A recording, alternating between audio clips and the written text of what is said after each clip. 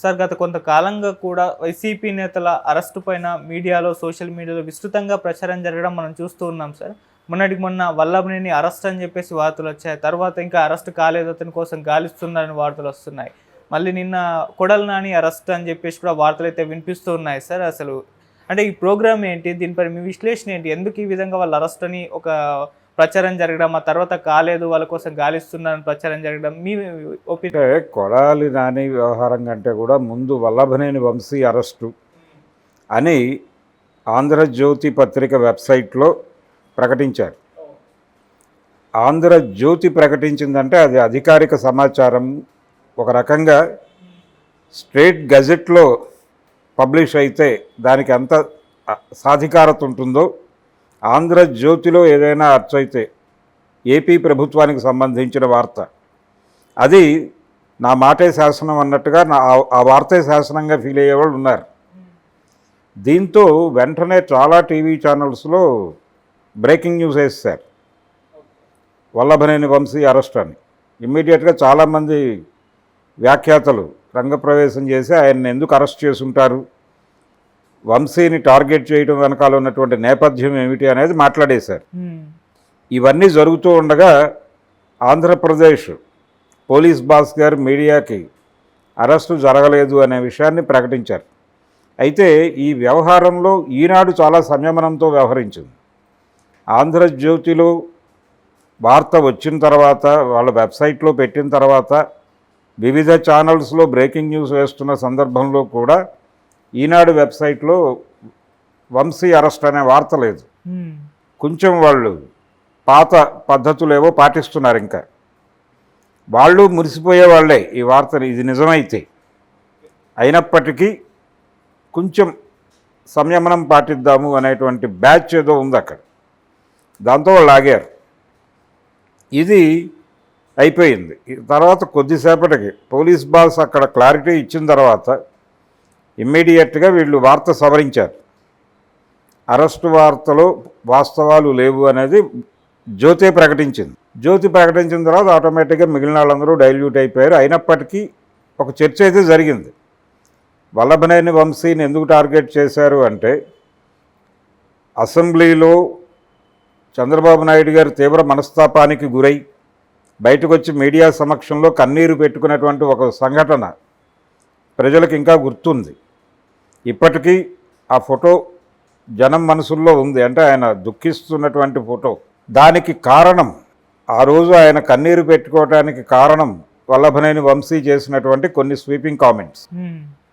ఆ sweeping comments ఆయన వేగ్గా చేశాడు అనుకోవడానికి లేదు. ఆయనకు ఒక ప్రోగ్రాం ఉంది. ఆయన చాలా సందర్భాల్లో అలాంటి కామెంట్స్ చేసి అవతల వాళ్ళని ఇరిటేట్ చేయటం మాత్రమే కాదు, అవతల వాళ్ళ జీవితాలని, అవతల వాళ్ళ ప్రైవేట్ లైఫ్ని రోడ్డు మీదకు తీసుకొచ్చిన సందర్భాలు కూడా ఉన్నాయి. ఓకే. దేవినేని నెహ్రూ గురించి కూడా అలాగే మాట్లాడాడు ఆయన. దేవినేని ఉమా గురించి అలాగే మాట్లాడాడు. పోలీసులు జోక్యం చేసుకొని దేవినేని నెహ్రూ వర్సెస్ వల్లభనేని వంశీ వివాదం జరిగినప్పుడు పోలీసులు జోక్యం చేసుకుని దాన్ని ఏదో ఒక షేపుకి తీసుకొచ్చే పరిస్థితి చేశారు ఆ రోజున.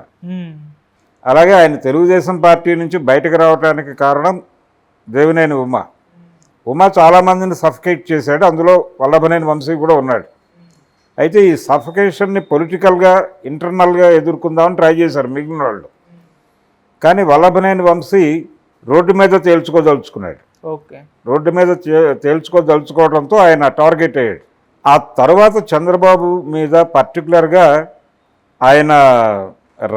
ఆయన ప్రపంచానికి ఒక కొత్త విషయాన్ని ఎజెండాలోకి తీసుకొచ్చాడు. అదేంటంటే, తర్వాత సారీ చెప్పాడు. అది ఆ మాటలు మాట్లాడినందుకు ఒకవేళ నేను ఆవిడని ఇబ్బంది పెట్టి ఉంటే, ఎవరిని, భువనేశ్వర్ గారిని ఇబ్బంది పెట్టి ఉంటే దానికి సారీ అని చెప్పాడు. ఆయన చెప్పినప్పటికీ ఆడిన మాట, అంటే పెదవి దాటిన మాట, మీరు సారీ చెప్పినంత మాత్రాన మార్కెట్లో నుంచి చెరిగిపోదు కదా, అది ఉంటుంది. ఈ రోజుకి దాని మీద చర్చించేవాళ్ళు, మాట్లాడేవాళ్ళు ఉన్నారు.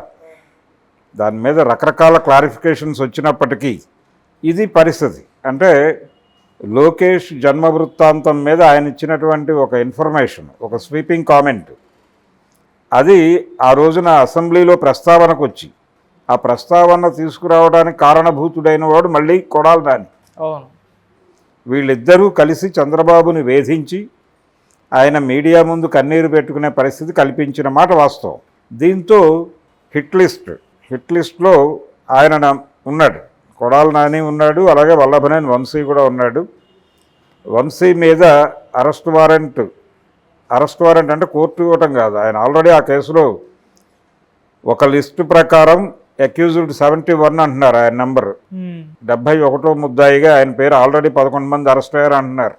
ఈ 11 మంది అరెస్ట్ అయ్యారు అనేది పక్కన పెట్టేస్తే ఆయన ఒరిజినల్గా ఆ కేసు ఫైల్ అయినప్పుడు ఆయనది అక్యూజ్డ్ నెంబర్ 71, ఆయన బ్రెయిన్ బిహైండ్ అని పెట్టారు. ఆయన బ్రెయిన్ బిహైండ్ అంటే కుట్రదారుడు, కాన్స్పిరసీ చేశాడు, అది ఆ వ్యూహరచన చేసింది వల్లభనేని వంశీ అని. ఏది తెలుగుదేశం పార్టీ ఆఫీస్ మీద దాడి, తర్వాత పట్టాభి గారి పరారీ, ఆ వ్యవహారాలన్నింటిలోనూ ఈయన కీలక పాత్ర, ఈయన వ్యూహకర్త అని ఎస్టాబ్లిష్ చేస్తూ 71గా ఈయన పేరు పెట్టారు అని. అయితే ఈ అరెస్టు వార్త వచ్చిన రోజున ఈయన్ని A1గా మార్చినట్టుగా కూడా ఒక వార్త వచ్చింది. అక్యూజ్డ్ నెంబర్ 1గా వల్లభనేని వంశీని పెట్టారు అనేది కూడా దీంతో పాటు ట్రావెల్ అయింది. ఇది తర్వాత తప్పు అన్నారు. ఇప్పుడు కొడాలి నానికి వారెంట్ ఇష్యూ అయింది. అది కూడా సేమ్ కోర్టు నుంచి. ఏ కోర్టు? ABN ఆంధ్రజ్యోతి కోర్టు నుంచే ఇష్యూ అయింది. ఇది కూడా అంటే ఈసారి అరెస్ట్ అని చెప్పట్లేదు, ఆయన ఏ క్షణమైనా అరెస్ట్ అయ్యేటువంటి అవకాశం ఉంది అని. అంటే వల్లభనేని వంశీని అరెస్ట్ చేయాలి అనేది ఒక రకంగా ప్రజాకాంక్షగా, ప్రజల ఆకాంక్షగా ఆంధ్రజ్యోతి ముందుకు తీసుకొస్తే దాన్ని పాటించనందుకు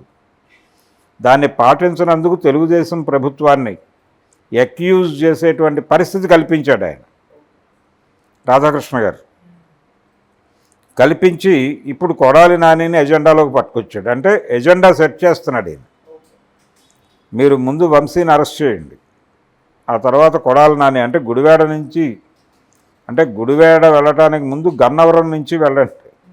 విజయవాడ నుంచి, అమరావతి నుంచి బయలుదేరి గన్నవరంలో వంశీని అరెస్ట్ చేసి అలా ముందుకు సాగి గుడివేడ వెళ్ళి గన్నవరం నుంచి అలా కంకిపాడు వైపు రోడ్డు ఉంటుంది, ఆ కంకిపాడు నుంచి టర్న్ తీసుకుని గుడివేడ వెళ్ళి అక్కడ కొడాలి నానిని అరెస్ట్ చేసి ఈ లెవెల్లో ఆయన ఒక రూట్ మ్యాప్ ఇస్తున్నాడు. ఆ రూట్ మ్యాప్లో భాగంగా ఇప్పుడు కొడాలి నాని అరెస్టు అని చెప్పేసి ఒక వార్త. అంటే ఈసారి కొంచెం సంయమనం పాటించి అరెస్టు జరగచ్చు అనే పద్ధతిలో స్పెక్యులేటివ్ స్టోరీగా దాన్ని మార్కెట్లోకి వదిలేరు. కానీ ప్రోగ్రామ్ అదే. ఈ వారెంట్లన్నీ కూడా ABN కోర్టు నుంచి రిలీజ్ అవుతున్నాయి. ఇలా ఎవరెవరి మీద ఇప్పుడు రెడ్ బుక్ అని ఒకరు మాట్లాడుతున్నారు. అక్కడ జగన్మోహన్ రెడ్డి తదితరులు అందరూ కూడా రెడ్ బుక్ అంటున్నారు. కానీ రెడ్ బుక్ అంటే కూడా ABN వారెంట్స్ అనేది ఇంకొంచెం బెటర్ పదం అనుకుంటున్నాను నేను. ప్రస్తుతం ఏపీలో జరుగుతున్నటువంటి పొలిటికల్ అరెస్టుల నేపథ్యంలో అంటే ఎవరెవరు అరెస్ట్ అవబోతున్నారు అనేది ముందే ఇక్కడ కాలజ్ఞానంలో నుంచి బయటకు వస్తుంది.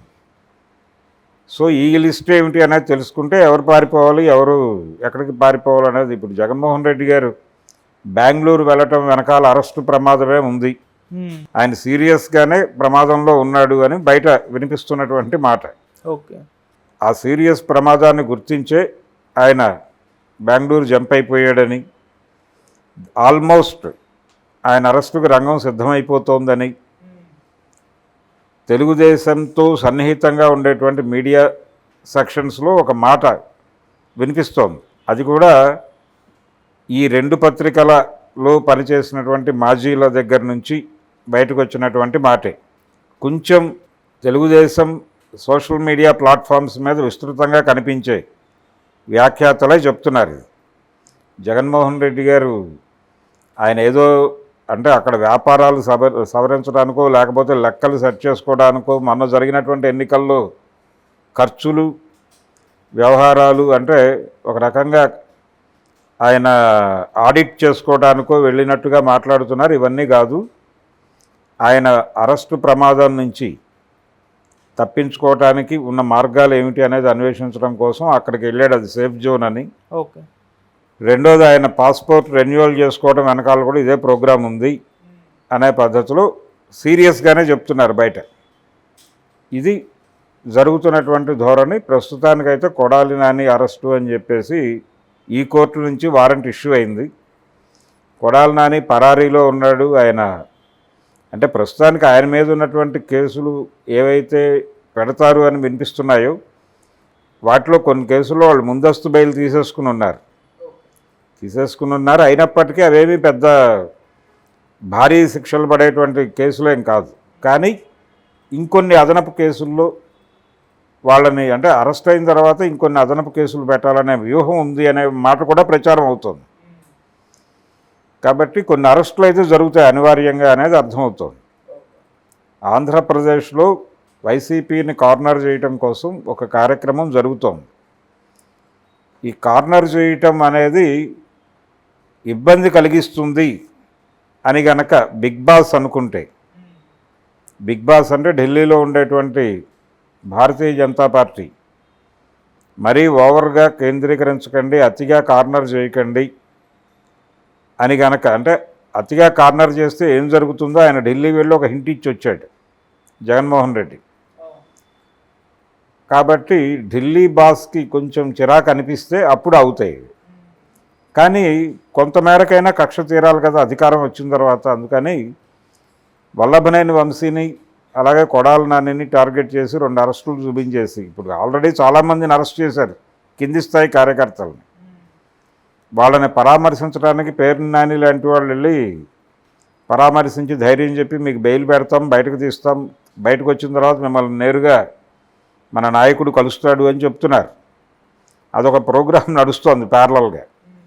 కానీ పెద్ద అరెస్ట్ అంటే జగన్ దాకా అరెస్టులు వెళ్ళవని నేను అనుకుంటున్నాను. ఓకే, ఇక్కడే అంటే ఒక కక్ష ప్రోగ్రాం అనేది ఇక్కడతో ఈ 2 అరెస్టుల మీదుగా ముగించి మహా జరిగితే ఇంకో 2 అరెస్టులు చేసి దాన్ని ఆపేసి మిగిలిన వ్యవహారాల్లోకి వెళ్ళిపోతారు అనేది కనిపిస్తున్నటువంటి వాస్తవం. ఏది ఏవైనా వల్లభనేని వంశీ, కొడాలి నాని మాత్రం జాగ్రత్తగా ఉండాల్సిన అవసరం అయితే ఉంది. Thank you so much. Thank you.